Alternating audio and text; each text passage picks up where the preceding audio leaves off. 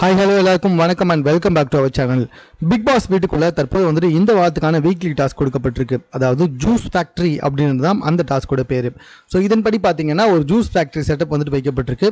6 stall கொடுத்துருக்காங்க. அந்த ஸ்டாலில் ஒரு லிக்விட்ஸ்லாம் கொடுக்கப்பட்டிருக்கு. அதில் ஒரு சொட்டு ஊற்றினா இல்லை 2-3 சொட்டு ஊற்றினாலே ஜூஸ் ரெடி ஆகிடும் போல்.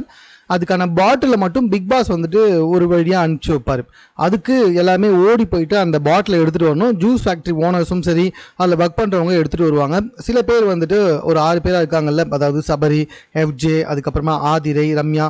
ஸோ இவங்கெல்லாம் வந்துட்டு அந்த இடத்துல ஜூஸை வந்துட்டு மேக் பண்ணுவாங்க. இவங்க எடுத்துகிட்டு போயிட்டு நம்ம கியூசி செக்குன்னு சொல்லுவாங்கள்ல, குவாலிட்டி செக்அப், அதில் வந்துட்டு நம்ம பார்வதி கிட்டையும் திவாகர் கிட்டையும் கொடுப்பாங்க. இவங்க 2 பேருமே கியூசி செக் பண்ணி எதெல்லாம் செலக்ட் ஆயிடுச்சு, எதெல்லாம் ரிஜெக்ட் ஆயிடுச்சு அப்படின்னு சொல்லி பார்ப்பாங்க. லாஸ்ட் டைமில் யார் வந்துட்டு அதிக அளவில் செலக்ட் ஆகிருக்கோ அவங்க தான் வின்னர் அப்படின்ற முறையில் வந்துட்டு இந்த ஜூஸ் ஃபேக்ட்ரி டாஸ்க்கு தற்போது வந்துட்டு கொடுக்கப்பட்டிருக்கு.